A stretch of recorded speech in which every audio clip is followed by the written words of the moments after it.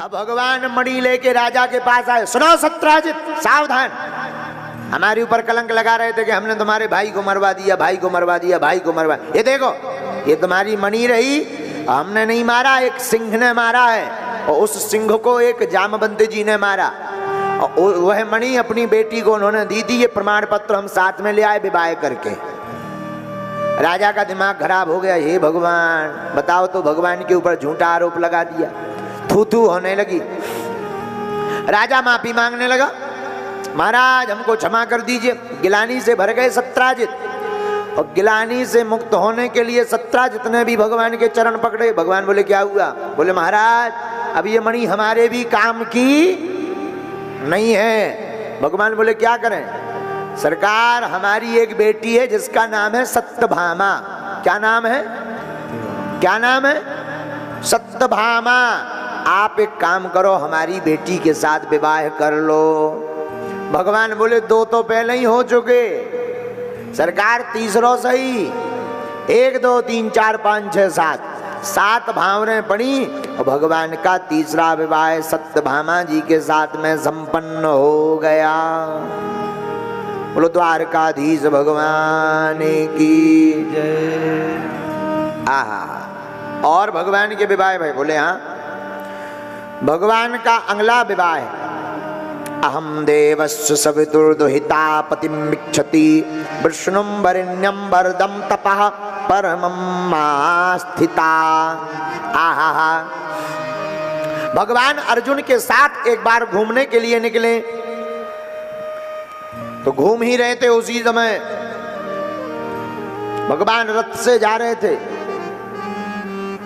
यमुना तट पर एक कन्या को तपस्या करते देखा, तो भगवान ने अर्जुन को कहा जाओ पूछो ये देवी जी कौन है, किसकी तपस्या और क्यों कर रही हैं। आहा, अर्जुन जी गए, देवी जी कौन हो तुम, किसके लिए तपस्या कर रही हो? तो उस कन्या ने जवाब दिया, सरकार मेरा नाम है कालिंदी, मैं सविता की दुहिता हूं, और प्रभु मैं कालिंदी हूं। भगवान द्वारकाधीश को पति के रूप में पाना चाहती हूं। अर्जुन जी बोले तुम जिनके लिए तपस्या कर रही वो खड़े हैं पीछे, तपस्या सफल हो गई तुम्हारी। फिर क्या?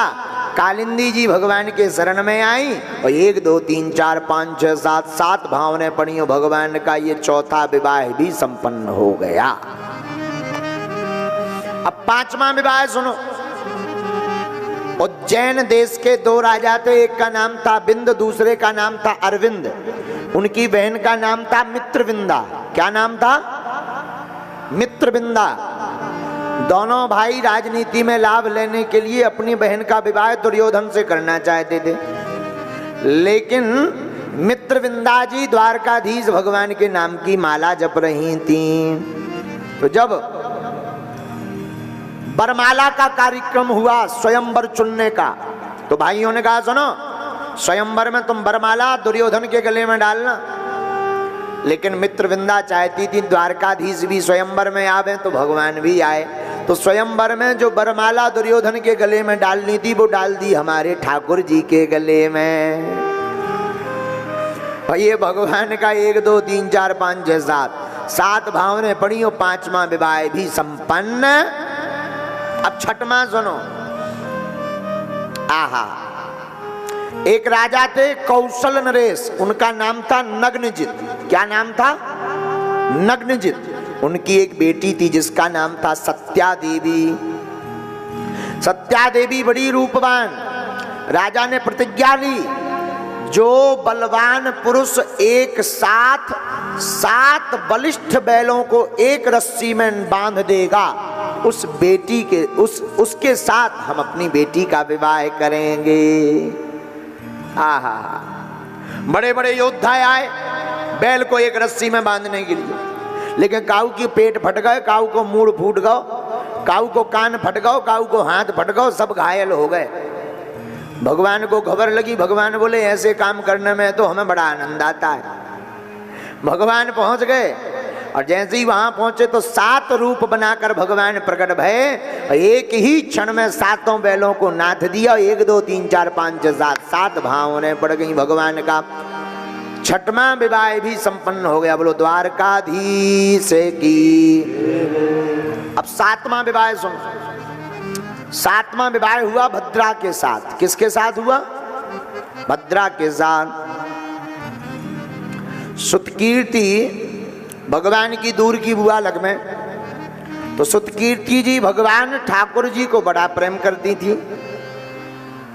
श्री सुतकीर्ति जी ने विचार किया कि अगर हम अपनी बेटी का विवाह ठाकुर जी के साथ करवा देंगे तो भगवान से हमारा नजदीक का नाता हो जाएगा।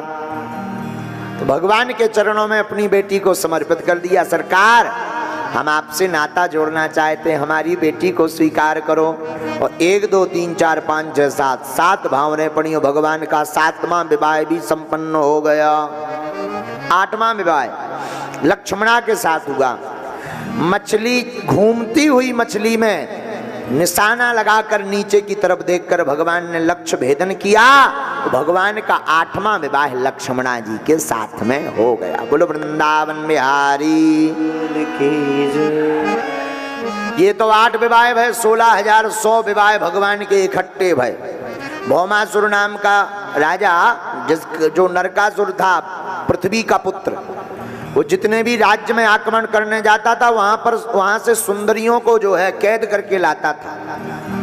भगवान को पता लगा, भगवान युद्ध करने पहुंच गए। भौमासुर से युद्ध करके भौमासुर को हरा दिया। 16,100 रानियों को बंधन से मुक्त कर दिया। भगवान बोले अपने अपने घर को जाओ। रानियां जो दासियां बंदी गृह में थी वो हाथ जोड़कर बोली सरकार माफ करो, हम नहीं जाएंगे। क्यों? अब कौन हमें स्वीकारेगा? संसार वालों के हिसाब से हमारे ऊपर कलंक लग गया नरकासुर का। अब सरकार हमारे पास 2 ही रास्ते हैं। कौन कौन? एक, या तो आप स्वीकार करो या हम मर जाएंगे। भगवान बोले मरो मत, 8 विवाह हो ही गए, तुम और आओ। 1 2 3 4 5 6 7 भावनें पड़ी। भगवान के 16,100 विवाह इकट्ठे और जे भगवान के पूरे विवाह निपट गए। बोलो द्वारकाधीश की जय। जे हमारे ठाकुर जी ने विवाह किए। अब रुको, ये तो हमने विवाह बताए, अब संतानें सुनो। हर रानी के 10 पुत्र हुए। अब लगाओ 16,108 गुणे 10 बराबर कितने? मोबाइल ना निकालो, हम ऐसे ही बताएं दे रहे। कहां तुम अपनों गुणा भाग लगाओ। 1,61,080 कितने? 1,61,080। ये तो केवल बेटा हते भगवान के। इतने ही भगवान की जो है एक एक बेटी भई, तो 16,108 बेटियां, 1,61,080 पुत्र। जब पुत्रों के विवाह भय तो इनके भी 10 संतानें भई। हाँ, धीरे धीरे भगवान के परिवार की जनसंख्या 55 करोड़ पहुंच गई। कितनी पहुंच गई? 55 करोड़। आहा।